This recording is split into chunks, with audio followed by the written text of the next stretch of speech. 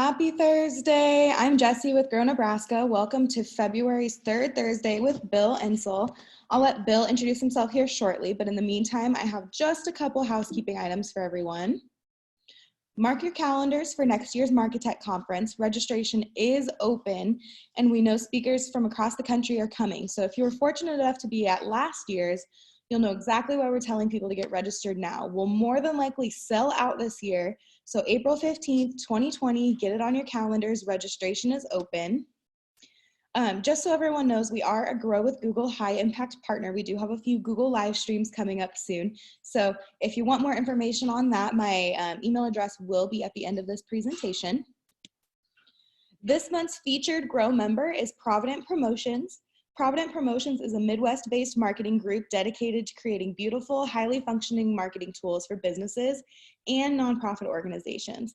From concept to full execution, they deliver compelling web and print solutions, video, and photography for your ongoing success. Their professionalism, coupled with expertise in digital and traditional forms of marketing, will result in a product that will make you proud. They have a variety of services that bring their customers to the top. So I'm going to get ready to introduce Bill here and let him take it away. But just a reminder that next month's T3 training from is from Lauren Bonk with the Curtain and Pen. She'll be discussing networking like a pro. So it's time for the man of the hour. This is a casual webinar today. So if you have any questions while Bill is presenting, raise your hand on the chat directly to me or the group, and we'll get it answered as Bill is discussing that topic or at the end of the presentation. If there isn't time to answer your questions, our contact info will be available at the end. So Bill, I'm going to get you unmuted here and we'll let you take it away. Please introduce yourself. Okay, thanks Jesse. How are you? How's everybody? Welcome.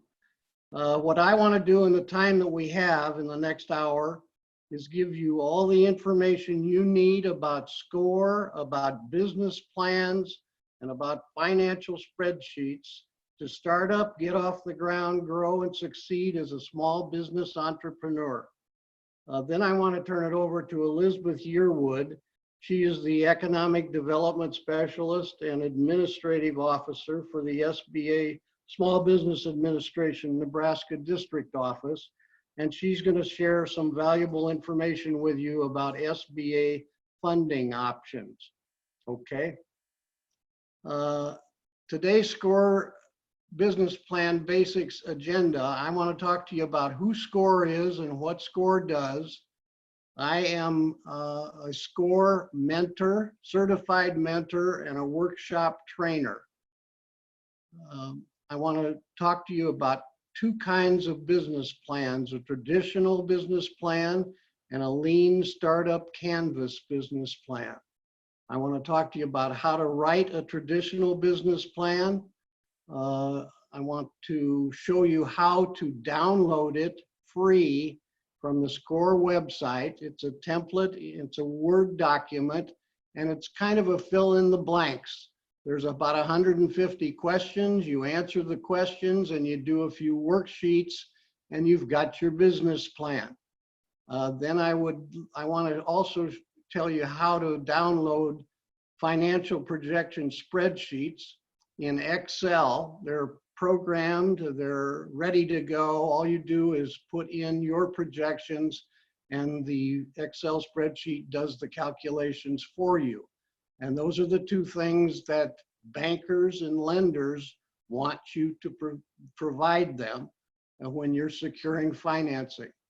Then I want to talk just for a minute about the right business plan attitude, because there is the right attitude, and I want to share it with you.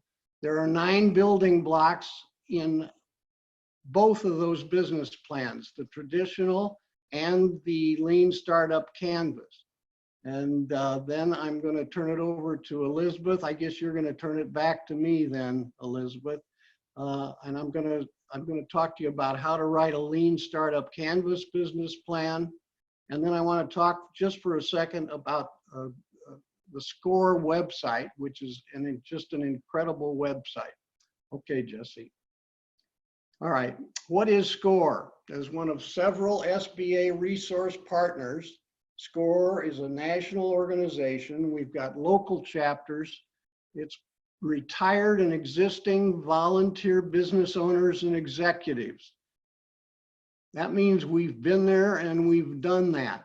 SCORE actually started in 1953, and it was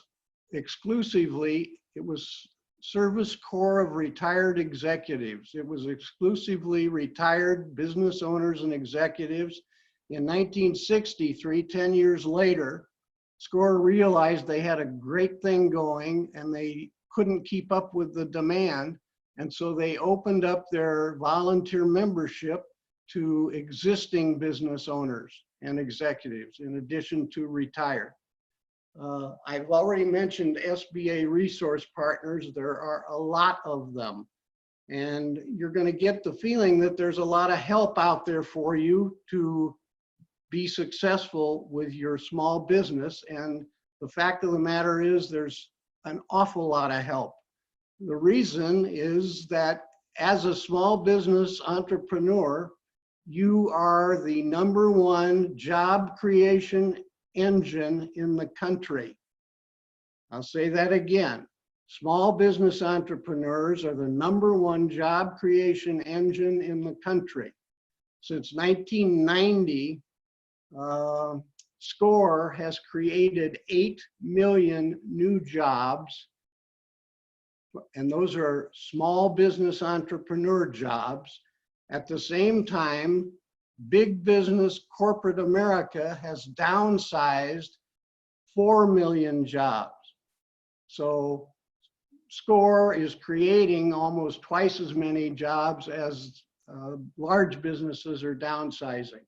Here are the resource partners that are available in Nebraska. SCORE, as I said, we do mentoring and free or low-cost workshops. Small business development centers, I'll talk about them in a moment. They're all over the state of Nebraska. I think Elizabeth is probably going to mention them also. And that basically it's the opportunity to take your business plan and your spreadsheets and have a third or fourth year graduate business student, college business student, help you refine your business plan and your spreadsheets. Women's business centers for training for women, veterans for training for veterans. There's a Weebling Entrepreneurship legal clinic at the School of Law down in Lincoln. You apply and they use you in teaching law students, and you get free legal advice. If you are accepted, you get free legal advice from third and fourth year law students and their professors. Local chambers of commerce, absolutely can't beat it for business networking opportunities. And then there are micro lenders, and the one I've got on my SCORE, because they're located here in this part of Nebraska, is Nebraska Enterprise Fund. And they do microloan financing and loans directly to businesses.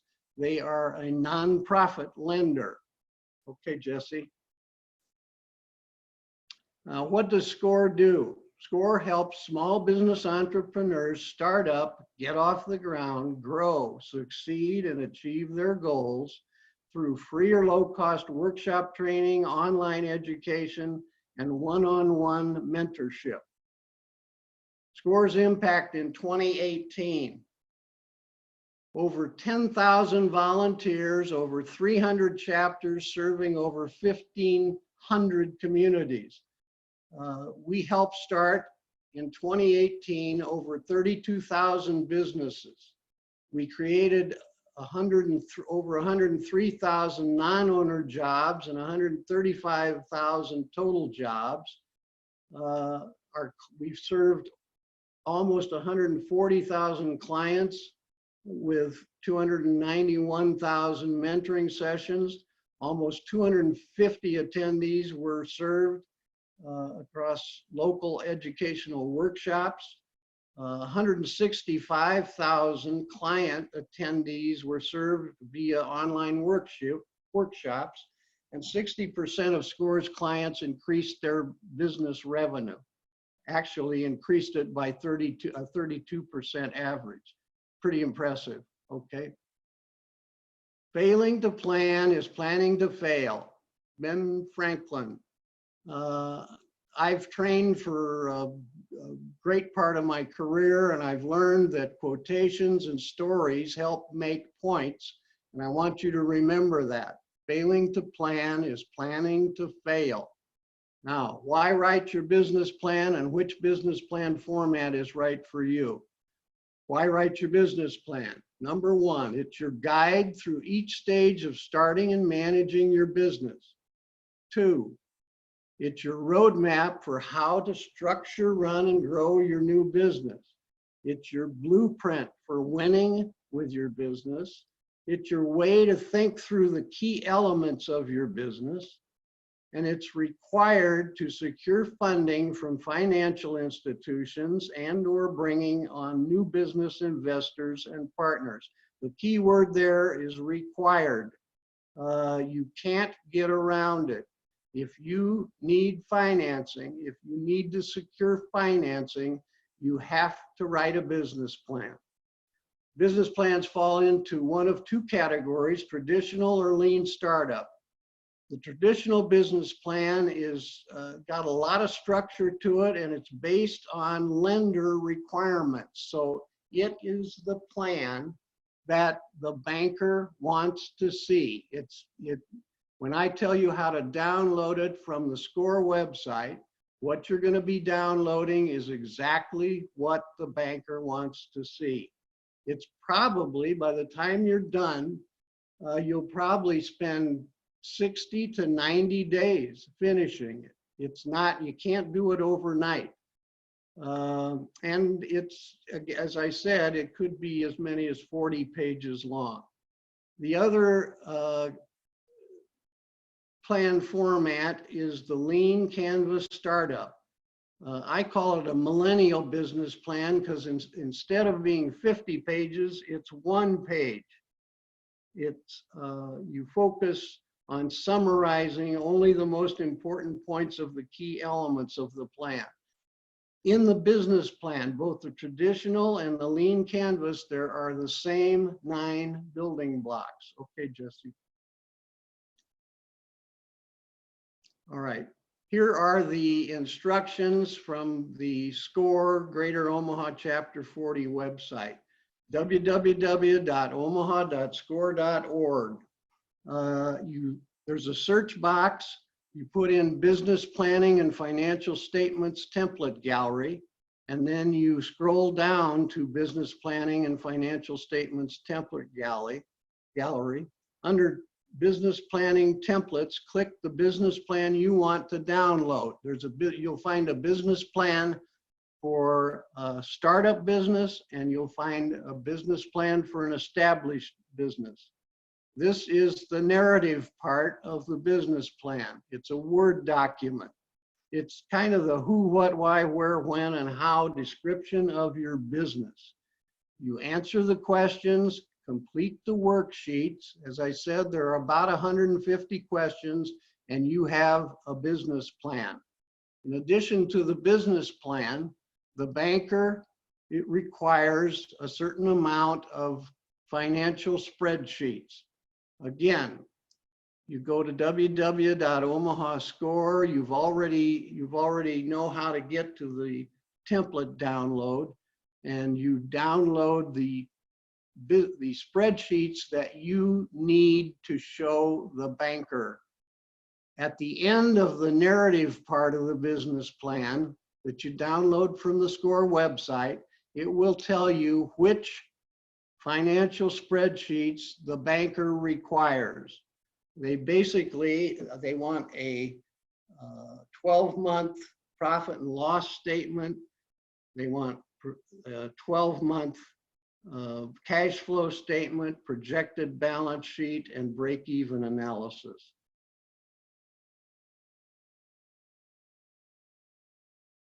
NBDC, Omaha, Nebraska Business Development Center. That's one of those SBA partners. And I want to tell you a story that happened to me. Stories help make points, and I think you'll remember this story. I was on a panel with a bunch of professional business people, and we were talking to a group of small business entrepreneurs just like you. And there was a real estate, there was a construction guy, there was an attorney, there was a CPA, there was a business insurance person, there was a banker, and I was representing SCORE, people that can help small business entrepreneurs succeed. I got up and I said a little bit about SCORE, and at the end of the meeting, the banker who I was sitting next to came up to me, and here's what he said. Bill, if clients who are wanting to secure financing, if they download the SCORE business plan and the financial spreadsheets from the SCORE website, complete them, and then take them to NBDC and have a third or fourth year College of Business student tweak them before they bring them to our bank, the chances of their securing a loan go up dramatically. That's a true story. Please remember it. NBDC, that actually defined for me what the process is to secure financing to start up a business, okay? All right, traditional business plan has 9 sections. The last section is kind of refining your plan. Every business is different, so you may do it a certain way for different types of businesses. You need to proofread your completed plan or have someone proofread it for you. I proofread my clients' business plans, and I think most SCORE mentors would do the same. Okay. Now, what is the right business plan attitude? First, you need the definition of a business plan. Your business plan is your clear roadmap or blueprint to help you successfully start up and grow your business. Second, that's really all you need to know. But second, you need to focus on the get to instead of the have to.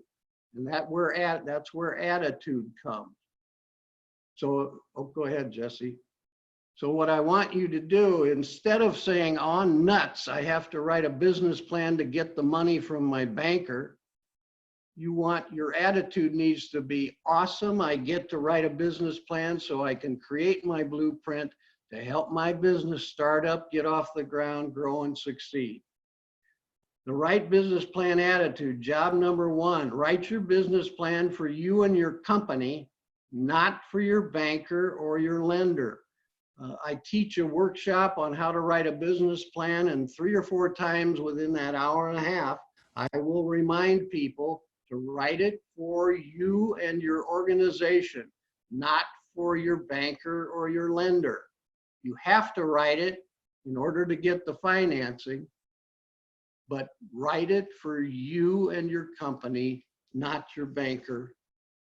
Every traditional plan has a cover page, and then every traditional business plan has a confidentiality agreement and a table of contents. This on the left is exactly what the banker wants your cover page to look at. The banker doesn't want logos, doesn't want images, just wants the name of the company, the location, business telephone, cell phone, website, and email address. Every business plan has the same table of contents. There's an executive summary, a company description, and so on. And then there's a section at the end, which is refining the plan, okay? Section 1, I'm going to take you through each section briefly. Section 1 is you write your executive summary last. And that just makes common sense. It's a summary of everything else that's in your plan, so you write it last. It's an overview of your business idea. It may be the most important page of your business plan. If you're writing your business plan to secure financing, which you're not, you're going to write it for you and your company. But if you need financing, it's probably the first and might be the only page that the banker reads, because after the banker has read the executive summary, the banker decides whether he or she wants to go further. So limit your executive summary to 1 or 2 pages. After reading the executive summary, readers should have a basic understanding of your business. They should be excited about its potential and should be interested enough to read further. Okay? Go, Jesse. Jesse? Yep, already switched to section 2 for you. Oh, yeah, sorry. Okay. This section explains the basic elements of your business, company description. After reading the company description, the reader should have a basic understanding of your business's mission and vision, goals, target market, competitive landscape, and legal structure. Are you an LLC, a sole proprietor? What have you chosen and why? Section 3, products and services. Include product and service description worksheet. This is the first worksheet in that business plan that you're going to be downloading from the SCORE website. What do you sell? How is it manufactured or provided? After reading the products and services section, the reader should have a clear understanding of what your business does, what problem it solves for customers, and the unique selling proposition that makes it competitive. Section 4. This includes a SWOT analysis worksheet, competitor data collection plan. What have you found out about your competitors? Competitive analysis worksheet. How do your competitors operate? Marketing expenses strategy chart, pricing strategy worksheet, sales forecast spreadsheet, and a distribution channel assessment worksheet. This section provides details on your industry and competitive landscape, your target market, and how you will market your business to those customers. Section 5, marketing plan. After reading the marketing plan section, the reader should understand who your target customers are, how you plan to market to them, what sales and distribution channels you will use, and how you will position your products, services relative to the competition. Okay, section 5. This includes a job analysis worksheet, and it also explains the daily operation of your business, where you're located, what equipment you own or are using, who your personnel are, and what your business processes are. Okay. After reading the operational plan section, the reader should understand how your business will operate on a day-to-day basis, including inventory, who your suppliers are, what your credit policies are. Right now, you've probably got all kinds of things rolling around between your ears, things about your idea or about your business or about your product or about your service. I hope you can feel as we're going through this that the business plan is organizing all those thoughts for you. Section 6, management and organization. This includes a management worksheet and an organizational chart. A lot of you will start with 1 employee, but you're still going to have people that advise you. And there's a place in the business plan where you will list advisors and mentors.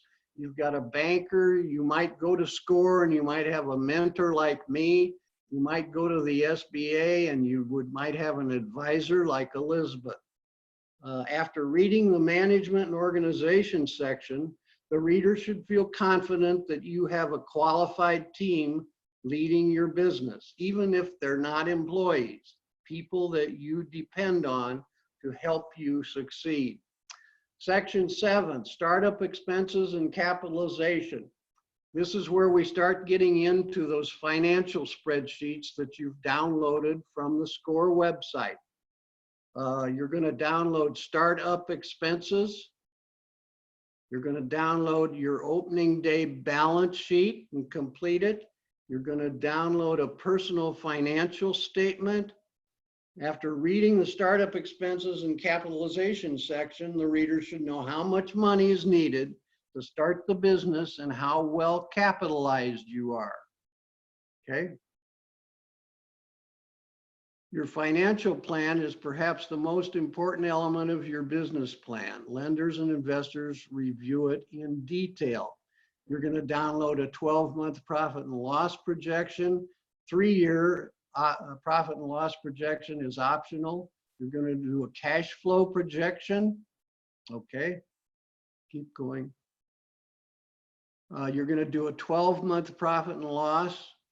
The same guy, the same banker that told me that your chances of securing a loan go up dramatically if you have taken your business plan to one of those business development centers, said to me, the 3 things always required by bankers and other lenders when applying for financing are: number 1, your personal financial statement; number 2, your previous year's tax return, personal tax return; and 3, your business plan and financial projection spreadsheets. Okay, Jesse. Lastly is a 3-year cash flow statement, a projected balance sheet, and a break-even calculation, which is just what it says. How much money, how much revenue do you have to create to break even and start creating a profit? After reading the financial plan section, the reader should understand the assumptions behind your financial projections and be able to judge whether your projections are realistic. Section 9 are the appendices. That's the appendix. And basically, it's a place where you put all the things that might clog up and clutter the rest of your business plan. Any agreements you have, any research you've done, any charts, anything that you've done to document the other information that's in your business plan goes in the appendix section. Section 10 is refining the plan to secure financing. For raising capital from bankers, they'll want to know the amount of the loan, how funds will be used to make the business stronger, the collateral offered, the negotiated repayment terms, and the negotiated interest rate. For raising capital from investors, investors will want to know funds needed in 2 to 5 years short term, how funds will be used to accomplish growth, and they also are interested in exit strategy and what % of ownership that you will give up. Refining the plan also for your specific needs. If you're a manufacturing business or a service business or a retail or e-com, all those businesses are different, and this is the section where you kind of differentiate yourself because of the business that you're in. Okay. It's important to make a plan for social media. It's a crucial marketing tool today, and you need to learn how to be hip to social networking because it shows you want to communicate with your clients and customers. If you're not an expert in the field, then find someone who is, a friend who can help you. You can find local and online events at www.omaha.score.org. Incidentally, those workshops in Omaha, we do them, some of them are online. We do about 20 a month. And if you stop and think, that means we're doing something almost every day. So there are a lot of free or low cost workshops that are available to you. Make a plan B contingency plan up front. Think about it, especially in an uncertain economy, which is not what we have right now. but you have to be ready for it. If the market changes and goes a different way, how will you go another way? If your service becomes obsolete, how will you make it current? There is an alternative business plan to the traditional business plan designed for a lender, and it's called Lean Startup Canvas. As I said, I call it the Millennial Business Plan. Go ahead. The Lean Startup Canvas helps you sketch out your idea. Then it lets you look at all 9 building blocks, the same 9 building blocks as are in the traditional business plan. And then what's different about the traditional business plan and the Lean Canvas is, with the Lean Canvas, you test, fail, and then test again. And you do that with your client. Nowhere in the traditional business plan, other than your own assumptions from your own perspective, did you ever contact a customer. The Lean Startup uses kind of a get out of the building approach. They call it customer development. There's a lot of iterations, there's pivots, and basically I said you can do the Lean Canvas in less than an hour.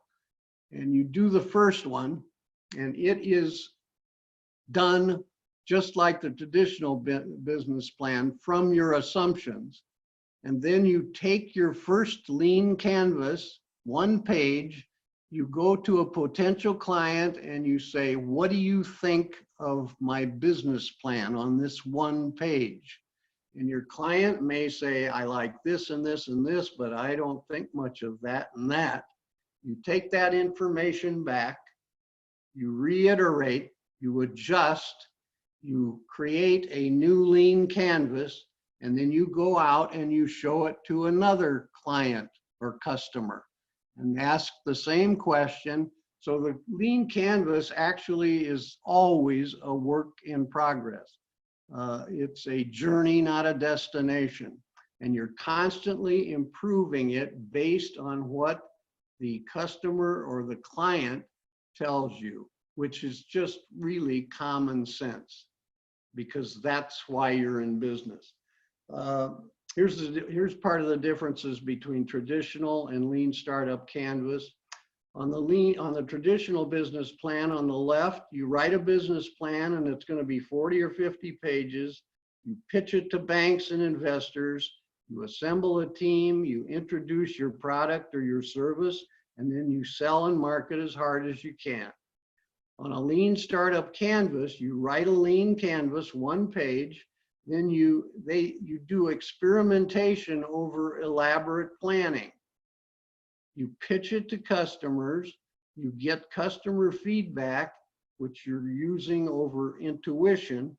You test, revise, discard, and re-engineer. You fail, iterate, and pivot over upfront development. So you're developing something that represents exactly what the client or the customer thinks. Then you assemble a team. Go on. You introduce product, service, you sell and market as hard as you can. Okay. All right. Here is a sample of a Lean Canvas. And this is the order that you do it in. Number 1. Go ahead, Jesse. Number 1, you identify what the problem is. Number 2, you list your target customers. You identify who they are demographically. How old are they? What gender are they? What are their favorite pastimes? Whatever that information is. 3, you think about what your unique value proposition is. And that is the single, clear, compelling message that states why you are different and worth paying attention to. In other words, what is the specific reason why someone would do business with you, would want your product or your service, as opposed to somebody else that was offering the same product or service. Number 4, you develop what your solution is. Number 5, you decide how you're going to reach your customers, how you're going to communicate with them, how you're going to let them know about your product or service. Then 6, Jesse. Oh, revenue streams. Identify how you're going to create the revenue from your product or service. 7, look at all your cost structure. List your fixed and your variable costs. A lot of businesses actually try and price before they have figured out what their costs are. And it's one of the biggest errors you can make. 8 are key metrics. How are you going to measure? How are you going to measure how you're doing? Are you going to keep track of quantity sold? Are you going to keep track of gross profit? Are you going to keep track of sales? How are you going to measure your success? And number 9, what is your unfair advantage? Something that cannot easily be bought or copied. Usually, with most of my clients, that unique advantage is them. Other people can do exactly what you're doing, can provide the same product, the same service, but they don't have you as part of the solution. Here is a list of 37 lean startup business model questions that need to be answered, and they're fantastic. 37 questions that every single small business entrepreneur, before they launch, needs to ask themselves and needs to answer. Here's business plan takeaways. It's your roadmap to success. Okay. It's your blueprint for winning. It's for you, not your banker or lender. You can make it good to great at your small business development center like NBDC in Omaha. And you must always remember to review and refresh. It's constantly changing. Your business is changing. Your environment is changing, and your business plan should be changing. I usually tell people in my workshop, don't complete your business plan, secure your financing, and then file your business plan away and forget about it. I recommend that people look at their business plan and update it 2 or 3 times a year. Your Lean Startup Canvas is a great alternative, although your financial institution will always require the traditional business plan. All right, just a second about the SCORE website. I'm sure you've all heard, just a minute, Jesse. I'm sure you've all heard of Constant Contact. They're the largest email marketing company in the world. In a recent survey, small business owners told Constant Contact, one of the world's largest online email marketing companies, that their top 3 marketing methods for reaching new clients were 1, word of mouth, 2, email marketing, 3, websites. This survey was done a couple years ago, and when I first saw it, the first thing I thought of was, I wonder how that would go if I put that in the search box of the SCORE website. And here's what happened. Okay, Jesse. I entered word of mouth in SCORE's search box, and I found 3,875 results. I've never put anything that had anything to do with business in that search box and gotten that message that says no results found. There's always something in there. I entered email marketing in that search box and I found 2,388 results. I entered website design in the search box and I found 1,453 results. Anyway, I show you that just to make the point of what a great website SCORE's website is in terms of just finding information. I don't know what that slide is. Oh, thank you. All right, now I'm going to turn it over to Elizabeth. Hi, everybody. Hope everyone's day is going well. And Jesse, thanks so much for letting me be a part of your webinar today. And I would just wanted to talk to you really briefly about what the SBA does, a couple of the other resources that we work with, and then just a little bit about our loan programs. And Bill already did a great job of talking about the resource partners, so we can go through those slides pretty quickly. But just a little bit about us. We are the only federal agency that is solely dedicated to helping entrepreneurs start, own, expand, and recover their small businesses. We do free workshops, we do guaranteed loan programs through the banks, we have contracting set-aside programs, we have a small business advocacy office out in DC, and then we also offer low-interest disaster recovery loans to both individuals and businesses that are located in federally declared disaster areas. So we really do a lot for the small business owner. And again, Bill covered NBDC really well. They have offices throughout the state. These are some of the services that they offer: the business plan, market potential, sales, and capital access services. All of those are free of charge. The other ones do cost a little bit, but there's their contact information if you're interested in contacting them. If you are into any sort of contracting, whether that's federal, state, city, or local, the Procurement Technical Assistance Center from NBDC is literally your one-stop shop. They can help you with everything, and all of their services are free. They are also located throughout Nebraska. For all of you veterans out there or family members of veterans, we work closely with the Veterans Business Resource Center. They are regional. They're located out of St. Louis. They also have an office in Kansas City, but they do work with us and cover the state of Nebraska. They can also be counselors, advisors too. You can get a hold of them by phone, by email. They do lots of webinars and seminars, and then also one-on-one consulting with you. They work a lot with us on our Boots to Business and Reboot offerings, which are geared towards veterans transitioning out of the military to become entrepreneurs. And they also come out and join us for other veterans events. Nebraska Enterprise Fund, as Bill mentioned, they are a resource that we use heavily. They're also a microlender, and we'll get into that here just in a little bit.